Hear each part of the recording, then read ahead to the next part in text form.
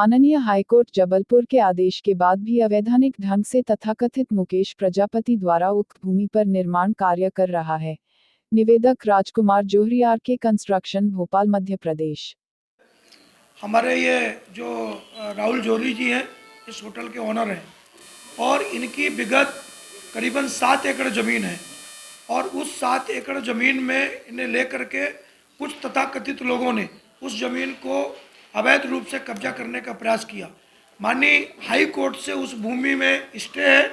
कुछ पत्रकारों को बुला करके कल जिस तरीके से मुकेश प्रजापति ने भ्रामक जानकारी और सत्यता को छिपाया, ना तो नगर निगम के पास उसके पास कोई प्रमाणित है और 2022 में अभी 3-4 महीना पहले सेटिंग करके उसकी रजिस्ट्री संपादन कराया और संपादित करा करके और उसमें बैंक को जाली कागज बता करके और उसने बैंक से लोन ले लिया। इस सारे विवरण में मैं चाहूँगा कि राहुल जोहरी जी अपनी बात को रखें।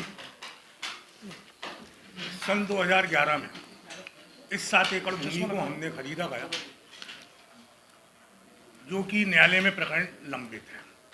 2018 में हाई कोर्ट का स्टे इस भूमि पे है, माननीय उच्च न्यायालय का, जिस कारण उस जमीन पे आज की तारीख में कोई कार्य नहीं कर सकता। 2022 में शाहिरा बानो एवं सफदर अली ने जो सन 90 में उन्होंने रजिस्ट्री कराई थी, वो फर्जी रजिस्ट्री है, जिसके खिलाफ FIR सन 98 में पिपलानी थाने में हो चुकी है, जिसने वो रजिस्ट्री कराई थी। उसके बाद उन्होंने आगे मुकेश प्रजापति और तुलसी प्रजापति को बेचा गया है ये प्लॉट। उस प्लॉट की रजिस्ट्री कराई गई, जो रजिस्ट्री शून्य मानी जाएगी, जिसके लिए मैंने माननीय हाई कोर्ट में पिटीशन लगा दी गई।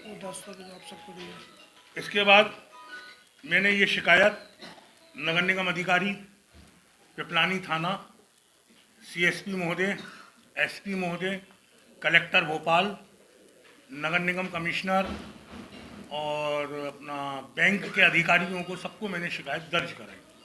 कल की स्थिति में वो वहाँ कार्य कर रहा है, जिसे अभी तक नहीं रोका गया है और वो स्थिति चल रही है।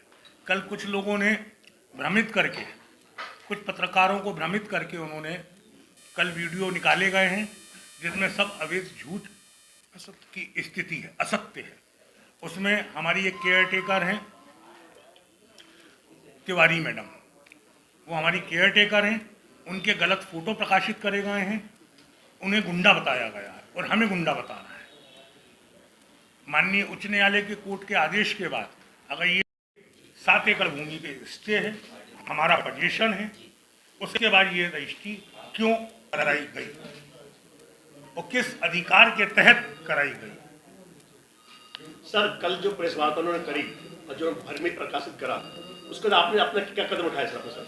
हमने सब जगह आवेदन दिए हुए हैं। उस कदम के लिए आज हम आप लोगों के सामने बैठे हुए हैं। ये हमारा वही कदम है जो आपको, देखिए, हमारा एक ये भी कहना है कि किसी भी तथ्य को, मीडिया हमेशा क्यों बुलाई जाती है कि मीडिया तथ्य और सत्य को और फैक्ट जाने। भाई, कोई महिला का फोटो बिना अपराध किए छापना ये बहुत बड़ा दंडनीय अपराध है। आप सब समाचार पत्रों से जुड़े हो, हमें कोई दिक्कत नहीं। जिनने कहा है हम उनके लिए व्यवस्था मानहानि की बात नोटिस जारी किए।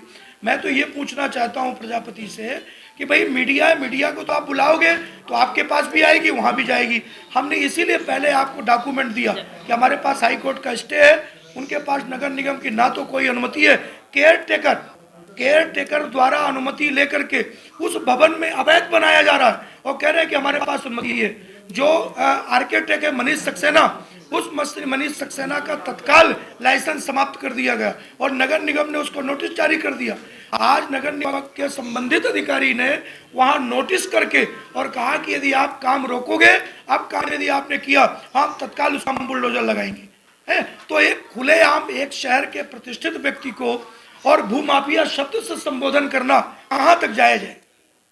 दूसरी एक बात और उन्होंने ये बताया है कि 40 साल से वो टैक्स दे रहे हैं, तो क्या किस बात का टैक्स दे रहे हैं? जब आपकी रजिस्ट्री 2022 में हुई है तो उस जमीन का टैक्स किस बात का दे रहे हैं आप? इस बात का सीधा सीधा कटाक्ष ये है कि सरकारी अधिकारी भी मिले हुए हैं जिनकी मिलीभगत के नहीं, बिना ये तो हम रजिस्ट्री किसी नहीं हो प्रशासन सकती। पे और हम किसी पत्रकारों पे आरोप नहीं लगाते। हम व्यापारी आदमी हैं।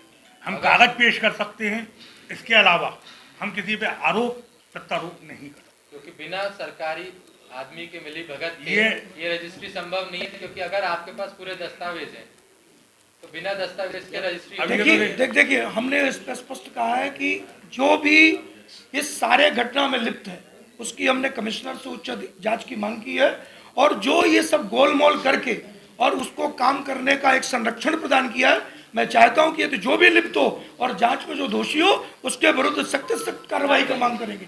हम कल डीजीपी से भी मिलेंगे, डीजीपी को दिया, नगर निगम कमिश्नर ने कहा है हम इसकी उच्च स्तरीय जांच कराएंगे और बिल्कुल जो दोषी होगा उसके विरुद्ध कार्रवाई करेंगे।